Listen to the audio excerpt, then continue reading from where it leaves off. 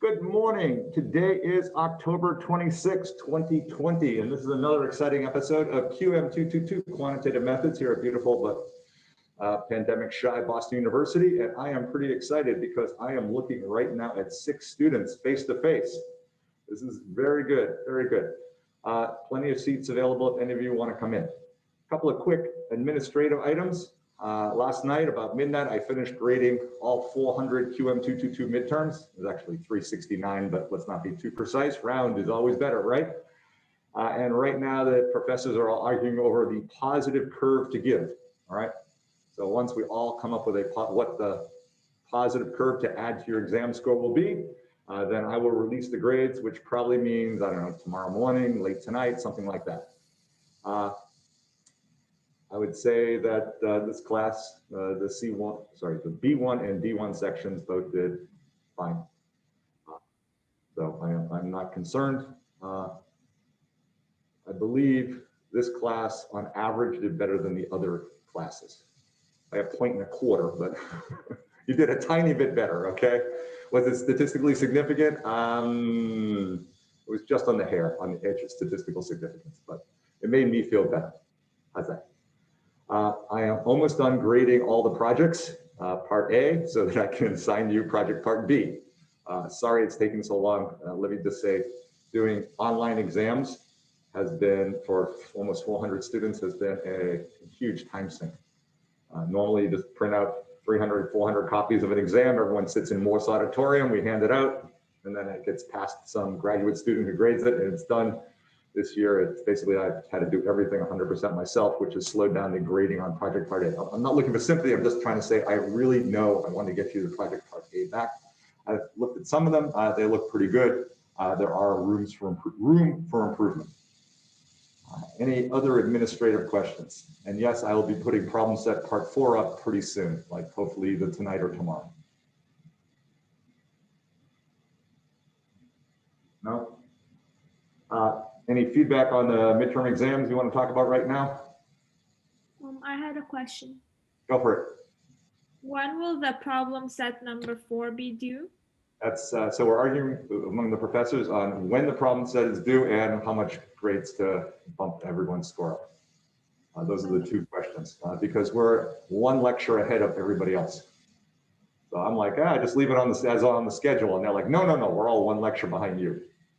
So not only are you slightly smarter on the exams, but you are more advanced in the material. Wow, what an amazing experience you're having right now, and learn from anywhere. That was a smile, I'm smiling, okay? You might not be having a wonderful experience and learn from anywhere. What I want to do today is I want to continue on the lecture we were doing on Friday, which was multiple dummy variables. And what I'm going to do is I'm going to go to the class website, Questrom Tools.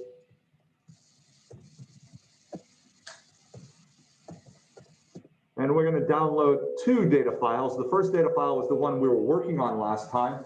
And the file we were working on last time was movies with genre. And then we're going to download our old friend Brookline condo data. And we're going to hopefully by the end of today, another 45 minutes from now, we're hopefully going to run 2 sets of regressions. The first set of regression is multiple dummy variables in movies with genre. And then hopefully we're going to run multiple dummy variables with Brookline condo data. In particular, we're going to look at the type of building. So for your homework, you looked at high-rise buildings, but there was a whole bunch of different categories. So we're going to create a bunch of different categories for like high-rise, low-rise, decker, and things like that, and try and figure out if that helps our regression or not. So those are basically our 2 big things. Can you get some practical skills in creating multiple dummy variables?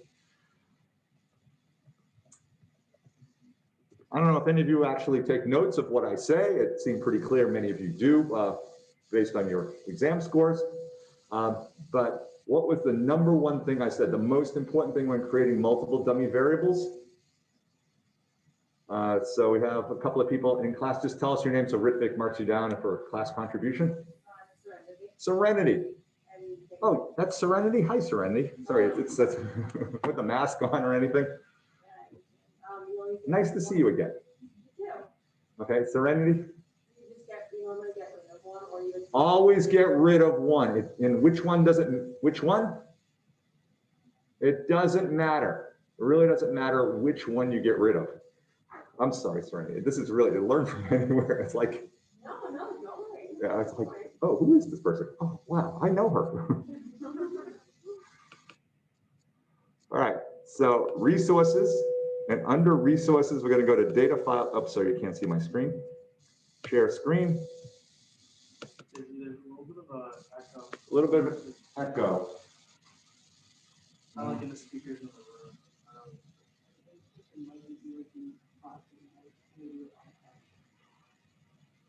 All right, so let's take my mic and make mine audio 0. All right, hopefully we've shut mine off. Maybe that'll reduce it. Let's take movies with genre and open it up.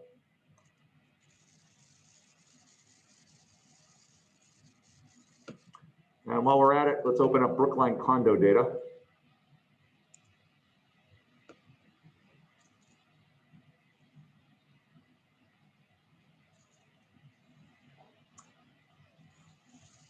File couldn't open. That's not good. Okay, we got Brookline condo data open. But we did not get the other file, movies with genre. Let's try movies with genre again.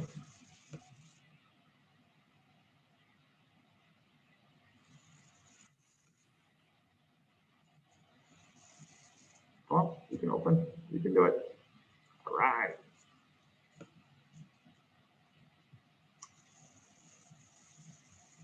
And what did we do last time? Last time, the idea was pretty simple. New share, movies with genre. What we're trying to do is we're trying to add multiple dummy variables, and in particular, we're looking to add multiple dummy variables in the genre column. So step one, we need to figure out how many different cases we have. A simple way of figuring out how many different cases we have is creating a pivot table. There are many other ways of calculating it. For example, we could do count if statements, all right? We could do sorting. We could visually look at it by opt, but the fastest way in general is just to figure out how many different cases is to create a pivot table, and this is what we ended the class on Friday with. Step one, put our cursor anywhere inside the data which has a moat around it. Step two, pick insert, pivot table, okay? And now what we'd like to do is we'd like to drag genre to the rows and the count of genre to the values. Let me ask the people on Zoom 2 questions. 1, can you see the pivot table? And 2, does that make sense and are you following along? Does anyone need me to explain anything else?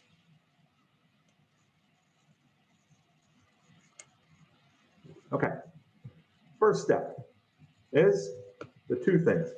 Remember 7 plus / minus 2. So how many dummy variables do we want to create? For a particular category, we don't want to create more than, say, 9 max, or maybe 5. Somewhere between the 5 and 9 is the max. So it's okay to create 3. Remember, 7 plus or minus 2 is the maximum amount of information people can get by looking at a single thing. It's not the optimal number. I actually had a debate with a professor this past weekend, and she was pushing very hard. You should be teaching them 3. 3 is the right number. I'm saying, no, I'm trying to teach them the max. You're trying to teach them the optimal. And there's a difference between the optimal. People typically get 3 things, okay? They can remember 3 things very easily. So maximum number category, 7 plus or minus 2. And then the question is, can we consolidate? Hopefully I spelled that right. Can we consolidate any of the categories down? This is going to become really important for Brookline condo data when we look at high rise, low rise. I believe there's 10 to 12 categories. Off the top of my head, I can't remember exactly which it is, but it's far more than 7 plus or minus 2. So can we consolidate or should we consolidate? Any thoughts? Ashley, go for it. We can do horror and thriller suspense together. Sorry, can't hear you, Ashley. Can you hear me? Can you hear me now? Sorry, actually, I can't hear or see you, but I do see your hand was up. Okay, go ahead. Kira, right? All right. I got at least one person's name right.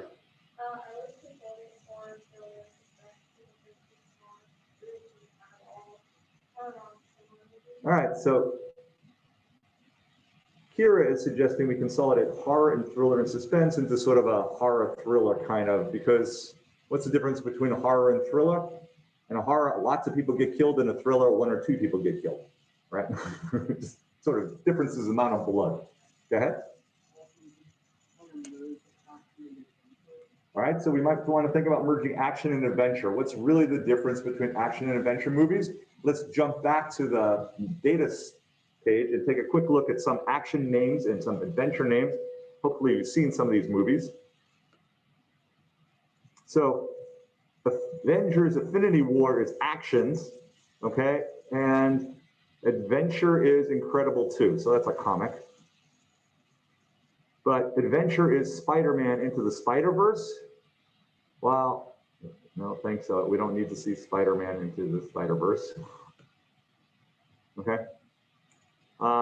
Action was Ocean's 8. And it looks like action is more live action, and adventure, a lot of these seem to be comics, like cartoons. So at my first guess, I was like, yeah, let's merge the two together, but is there really a difference? I don't know. Would we put Spider-Man Into the Spider-Verse and Incredibles 2 and Dr. Seuss's The Grinch? Dr. Seuss's The Grinch is adventure? Is that crazy? Yeah, but Solo, a Star Wars story. Excuse me for saying my personal feelings. I thought it was a terrible movie, but it was not a comic, right? But I would have put Solo, a Star Wars story, more into the Avengers Affinity War group. So maybe, I don't know.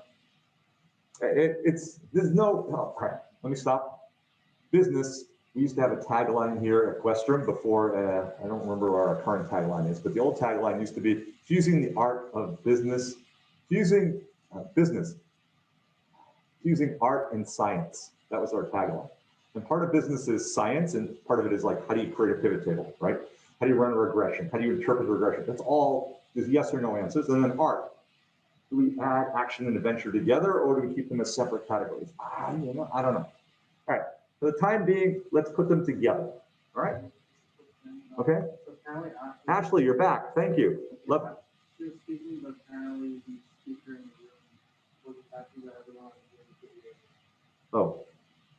Okay. Ashley, you want to say it again? And Could you hear me? Maybe it's because I turned my speaker off to reduce the feedback. Go ahead, Ashley. Can you hear me? I can. You're a little soft, but go ahead. Can you hear me now? Yep. Okay.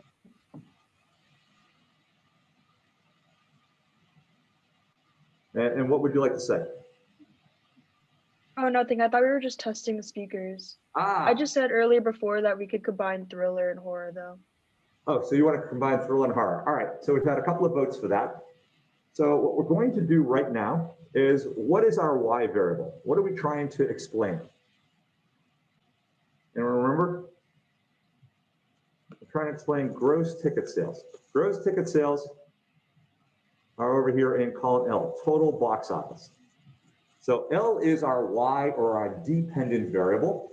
And what we'd like to do is we'd like to create some independent variables, some X variables. And the first X variable we're going to create is action / adventure, we'll call it advent, okay? So that's our first variable we're going to create.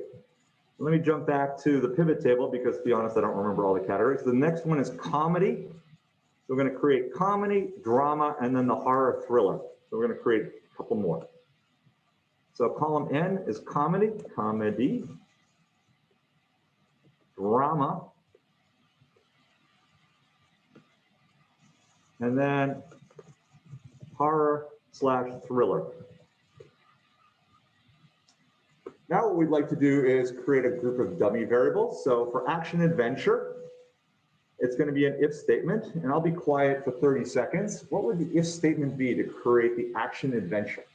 bunch of different ways of creating this if statement, but how would you create an if statement that created a dummy variable 0 for all movies that are not NOT, action adventure, 1, yes, for all movies that are either action or adventure. Give everyone 30 seconds.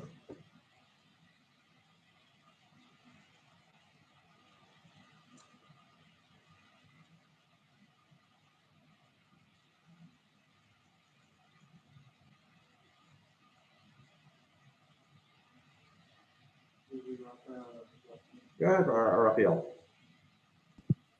So you could do if, and then you Okay, inside. Hang on, slow down a little bit, left parenthesis. Okay, go ahead, next. Well, then you do an or statement. Or, left parenthesis, go ahead, what's in our or? In the or, you'd say, which one is it? E2? I'm sorry, just or a little bit E6? louder. You do E6. E6, excellent. Equals. Equals. Quotation marks. Yep, action. quotation marks. Action. Action. Actually, so we'll type action, but it really doesn't, capitalization doesn't matter. Comma. Okay. What's next? Yeah. Comma E6 equals. E6 equals. Quotations adventure. Adventure. Let's spell adventure right. Adventure. Number one problem of both professors and students of not spelling things correctly and having the if statement mess up. And then what should we do, Raphael, to complete this in Excel? Close parentheses. Close parentheses, comma. Comma 1, One. 0. 0. And we have created a 0 here for action. So how did I mess up? All right, because we should expect a 1 for the top 3 numbers, or actually even more than that. There's a space after the N in action. There's a space after action. Thank you very much. Excellent, we got a 1. So let's copy that down, move our cursor to the bottom right corner till it's a thin plus sign, double click. And we should see drama on line 15 and 16 is a 0. Yes, it is. Drama, again, a bunch of horror is line 21. Comedy, 22, looks pretty good. For those of you who are doing this in the real business world, oftentimes we always check what's on our screen, but the most important thing I've always found to reduce errors in the business world is always jump to the bottom of the column and check the bottom and the top. Don't just check the top, because sometimes you didn't create the variable properly all the way down. So let's hit Control down arrow or Command down arrow. Check down the very bottom. We've got an action, a bunch of dramas, some horrors, and then it's pretty good and it looks like the bottom's done properly. Great job. Thank you, Raphael. We have another volunteer online to do comedy. Anybody else?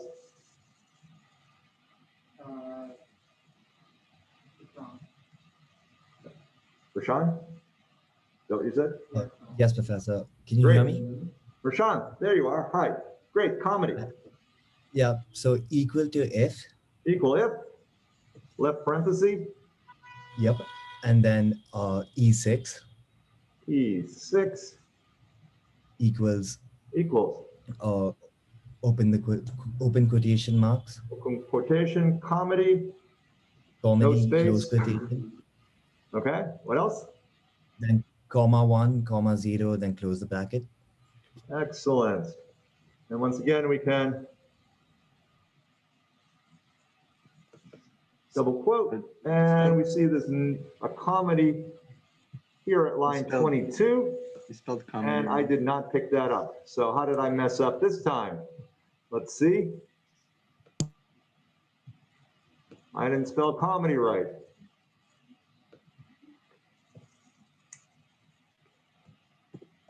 This is why checking is so important. And also cutting and pasting words instead of just typing in, looks like I did it properly. Let's jump to the very bottom. There were a bunch of comedies down the bottom, and yes, looking at it visually, I have finally gotten my act together. So spelling is important both in life and in Excel. All right, help us out one more person on drama. Elizabeth.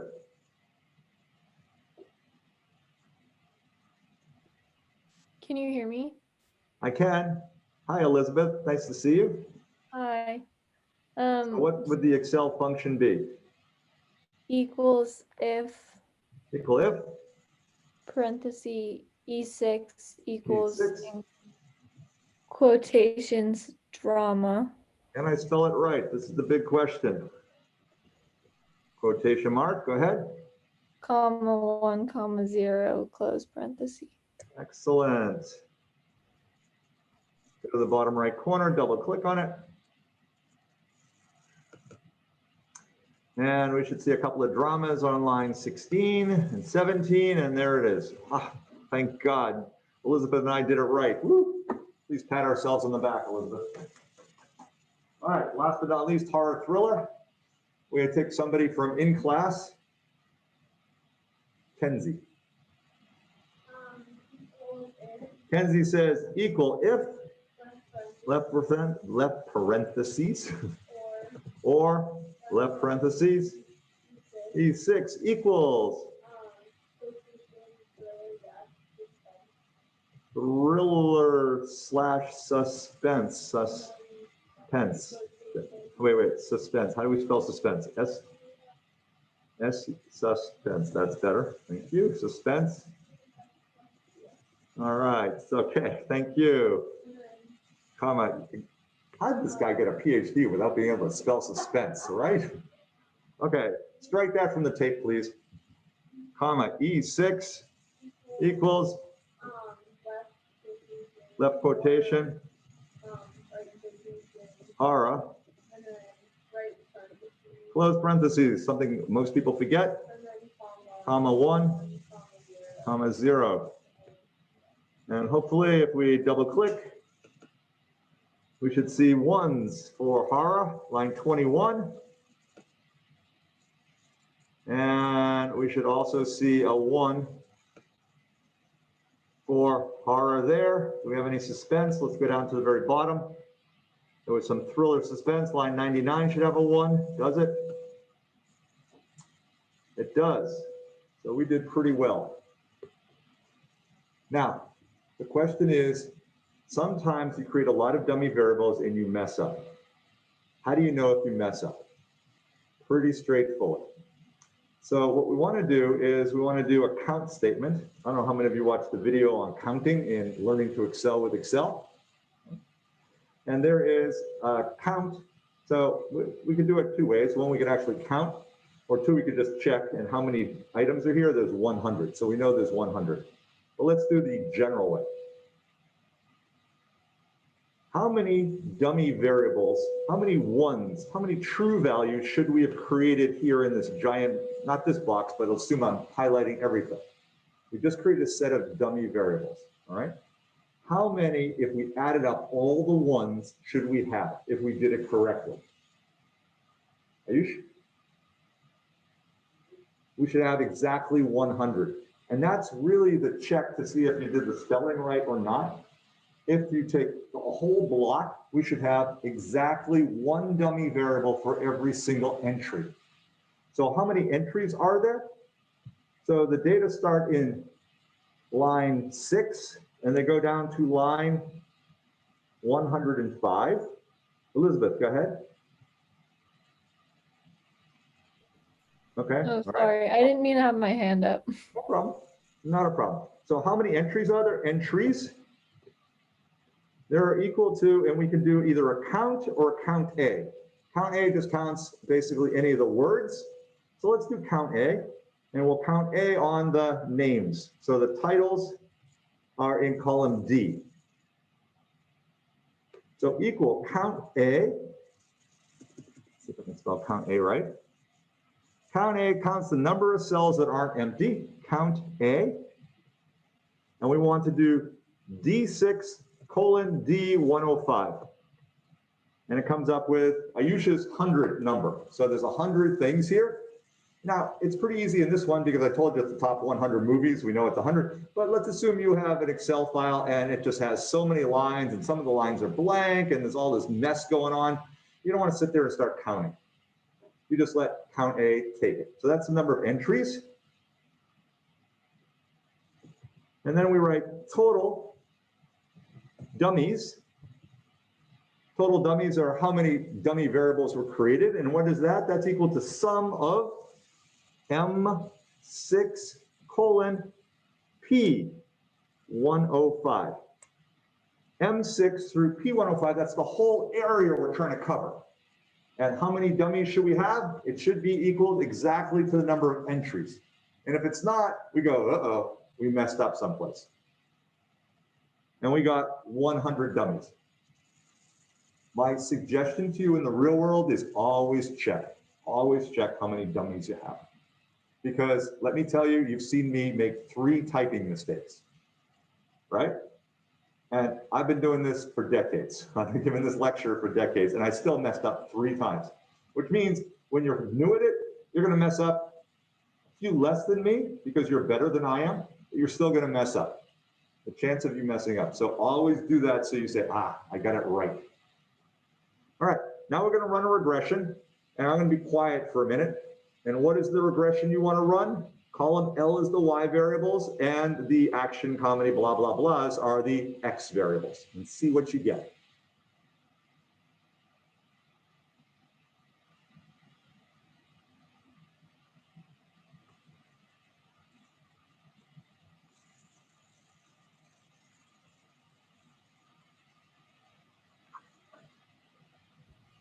I'm sorry, Professor, could you just repeat that?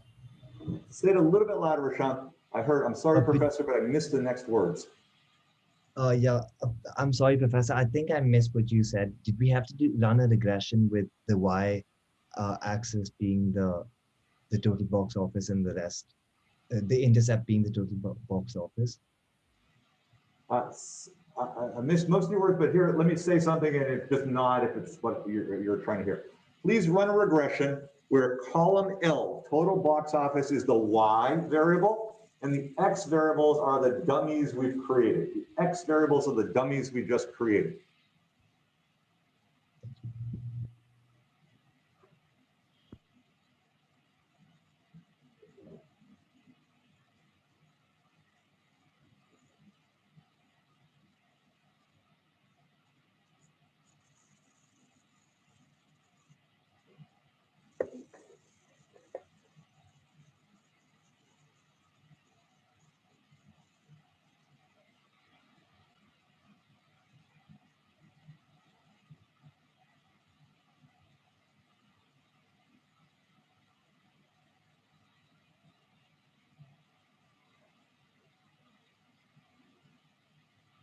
Do they look online like they're done? I can only see Rashan right now. Okay. All right. So what I'm going to do is I'm going to pick data analysis to run regression.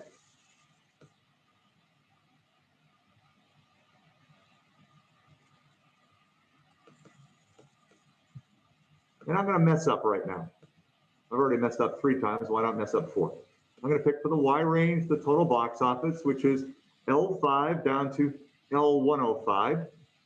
That's pretty good. Now I'm going to slide my cursor all the way back up to the top. And this time I'm going to select for the X range M5 through P105. Now, why am I going to mess up? Because I told you, go ahead, Isabel, why am I messing up? I didn't drop one of the variables. So let's see what happens when you mess up and you don't drop one of the variables. On many many more sophisticated statistical packages than Excel, we'll get a message that says something totally unintelligible. Most of the packages I use come up with an error message that I've done statistics for over 35 years. I still have no idea what it means in English, okay? But it just says error. Everything after that is gibberish, okay? But let's see what Excel does. Excel allows us to do it. But what happens is we get # num here in the p-value column. We get a bunch of zeros going across for this column. And the t-stat is 65535, which is a very special number. I don't know if any of you took computer science and they talked about bits and bytes and words. So a bit is a single 0-1 value. A byte is 8 bits. All right. A word is typically 16 bits or it's a double byte. Anyways, 65535 is the biggest number you can fit into 8 bits into a byte, which is important because that's when Excel was built back in the 1980s, and bytes were really important. So they stored numbers, and that is the biggest number possible. So what you're getting is you're getting a line that looks kind of messed up. This is telling you you added one extra dummy variable, and you shouldn't have. Any questions? All right, so let's go back to our sheet of data, and let me ask, which variable should we drop? Which variable should we drop? Which column? All right, so Kira says Hara. Why? It's easy, it's at the end. You have two choices. One, the Kira method, whichever one's easiest to delete.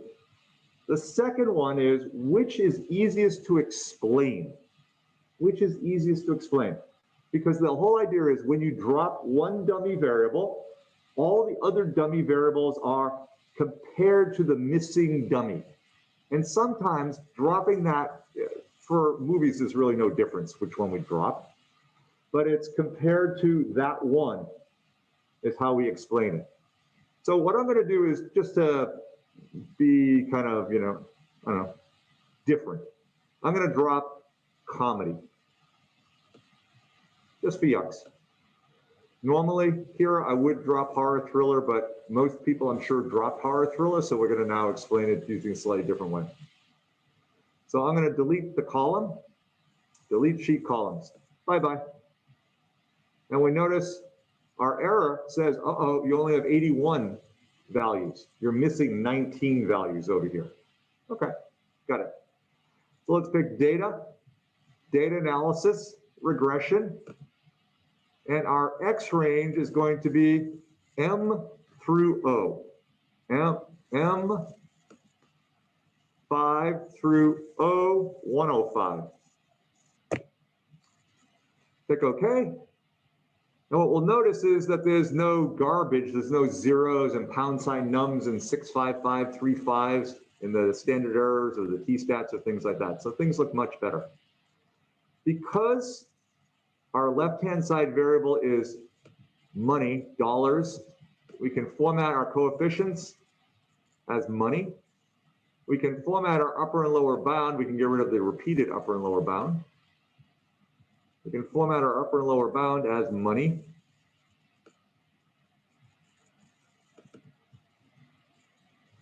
And we can format our standard error t-stat as just a comma. R squared. How do we format R squared and adjusted R squared? Anybody else who needs a little class participation but is shy? One word. Maybe two if you want. Iris, go for it. Percentage. Percentage, one word, excellent. So 21%. We just created some, thank you, Iris. We created some dummy variables that just said the genre, and we are explaining 1/5. 1/5 of all movie ticket sales just based on genre. Does this make sense? I'd say yes. Whenever I bring up Netflix, I immediately jump to the category I'm interested in seeing. You know? So genre really is very important. What do the coefficients tell us? What's the intercept tell us? The intercept tells us when all the X variables are 0. When all the X variables are 0. So when action is 0, drama is 0, and horror thriller is 0. Ashley, go for it. Comedy. Comedy. So comedy movies are the intercept. Thank you. Comedy. Comedy movies take in about, looks like $100 million. Is that, am I reading the number right? 99,172,825. So it's taken in about $100 million. All right. Action adventure. Compared to comedy, action/adventure movies take, and it's a positive number, an extra 1/3 of $1 billion at the box office. So what is 342? Compared to the intercept, compared to the missing category, which is comedy, action adventure take an extra 1/3 of $1 billion. Drama. Anybody want to give me a hint on how to do drama? Somebody online who hasn't raised their hand yet? Leg. Compared to comedy, drama Compared takes in, to comedy. Okay, keep going. drama takes in around Drama 70. movies take in and 70,000. 70. excess 70 million. Oops, sorry, I can't read. No problem. But do me a favor, when you're negotiating your next salary, don't make that mistake. Always ask for the millions, don't ask for the thousands, okay? Take an extra $70 million at the box office. All right, somebody else. Thank you, Leg. Good job. Pat yourself on the back. Didn't hear you. Kevin? Kevin? Yeah, so compared to comedy. Compared to comedy. Horror thriller movies. Is that the? Horror, etc. Yeah. Take it an extra $27 million at the box office. Woo. Excellent job. Nice job, Kevin. Okay. So if you were a producer, I don't know if you, I'm sorry, I'm not jumping back and forth to the PowerPoint slides, but the next PowerPoint slide in the deck, yes, I've memorized my decks, okay?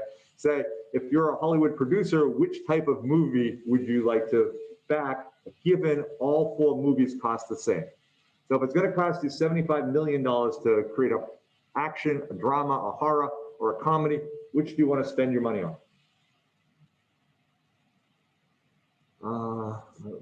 Hannah. I got 3 out of 4 right. You'd like to do action adventure. That has the biggest payoff. All right? So what I'd like to do right now is I'd like to just jump back to the data sheet real quick. I'm going to create the category I dropped, which was comedy. I'm going to say equal if E6 is equal to double quote comedy, double quote, comma, put out a 1, otherwise put out a 0, close parentheses, and I'm gonna double click, and if I did this right, and I change my total here to back to P05, I'm back up to 100. All right, I did it well. What I'd like to do now is I'd like to delete a different column. We're going to rerun the exact same regression, except this time we're going to delete action adventure. Bye-bye, see ya. So please delete action adventure and then rerun it with drama, horror, and comedy. Rerun the regression.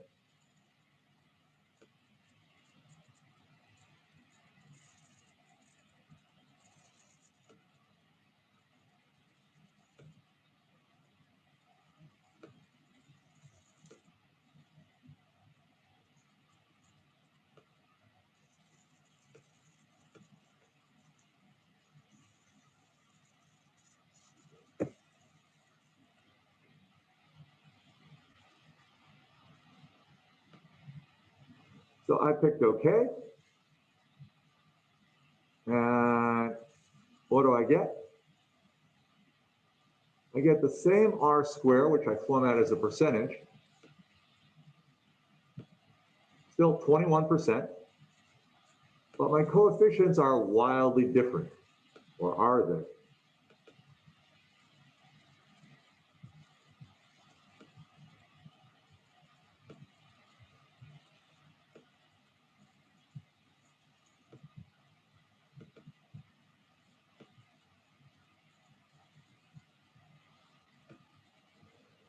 So what does this say? Which category did I delete? Anybody online? What a female this time. We've been very male-centric. Not seeing it. Lana, You dropped action and I adventure. dropped action. So what is the intercept? Alana, stay online. The Action. intercept tells us action. Okay. You want to go for it all 100%? Tell us exactly what the intercept tells us. The intercept is the cost of action when Box up. or the box office ticket sales of action when drama, horror, and comedy is 0. Box office ticket sales of action/adventure movies take in 440 million. Okay. I saw Matthew's hand go by. Go ahead, Matthew. For drama, it is comparatively Drama. Okay. About $270 billion less. You'll make $270 billion less than if you make an action adventure, if you make a drama movie. Exactly. That's right. Drama movies take in about 270 million less than action adventure. Allie had her hand up. Yeah, for horror thriller, it'd just be horror thriller or horror, etc. movies take in about 315 million less than action adventure. Excellent job. Horror movies, thrillers take in about 315 million less than action. Last but not least, anybody? Good job. Yeah, so comedy movies take in about $340 million less than action.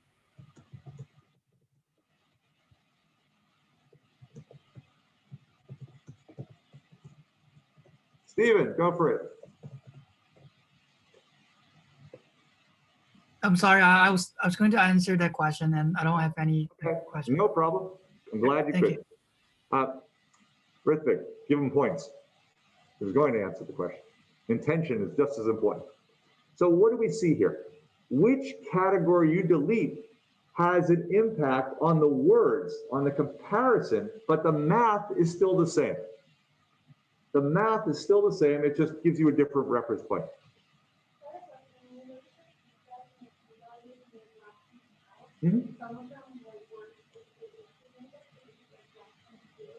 Okay. So Kira says, let's go back and look, we're on sheet 3 now. Is this sheet 3, 2? So when we had the extra variable, we had some t-stats like this one, which were insignificant. But when we jumped to, is it sheet 3?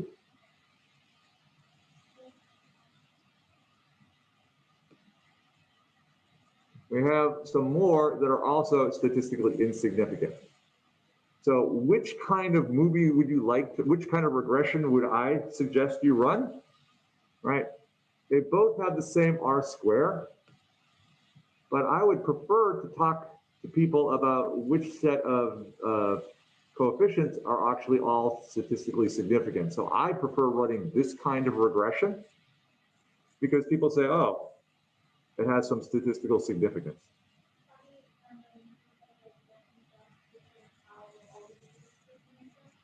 You have to run it a few times. There's no simple way for me to say off the top of my head that, running it one way versus another.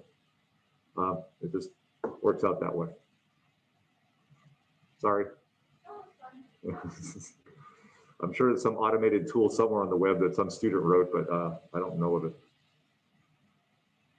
So we have 5 minutes left. Are there any questions before I jump to the Brookline condo data? Filippo, go for it. Yeah, so as you were just saying, so the fact that the t-stats are different isn't related to maybe the sample sizes of like various categories, because that's what Jason in the chat was asking about as well. What's happening is because we're deleting different groups, like action and venture, we're basically changing the sample size and the relationship to the sample size, which is affecting the t-stats. Okay, so if we delete the one with that has more, basically the t-stats have a higher chance of being statistically significant, or not necessarily? Yeah, in general, but I won't say always. So, but let's take a quick look. In general, the idea is if we drop the biggest category, okay, the highest value category, then everything is sort of negative compared to that. If we keep the highest category in there, it's sort of like the elephant in the room that squeezes all the air out for everybody else. So I don't really know which way is the best way to tell you. Oftentimes, I always look to say which category I'm going to drop is the easiest one to explain. So, for example, if we're doing quarterly sales, oftentimes for in US, quarterly sales go up in the fourth quarter. Fourth quarter includes the holiday shopping season, Christmas, Hanukkah, Kwanzaa, and all the other celebrations that happen around the end of the year.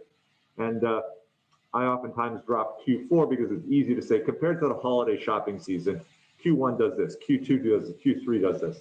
So I tend not to be looking at the T-stats. It's easy for me to stand in front of a group of people and just talk about compared to holiday sales, and everyone goes, yeah, compared to the holiday season, we are expecting something. But there's really no simple way to do it.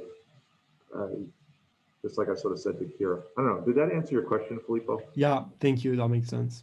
Thank you. Okay, it's 10:59, and I've always found that switching and starting a new project with 30 seconds left in the class is a bad idea. So I'll hang my head in shame and let you go 30 seconds early. Please do not tell your parents or anybody else who's paying for this college education that I gypped you out of 30 seconds. I promise on Wednesday to talk an extra 30 seconds, all right, to make it up for you. Have a wonderful day. Stay safe, be well, and try not to come down with coronavirus. Thank you. Thank you. Thank you. So I have a question on the t-stat. So you said that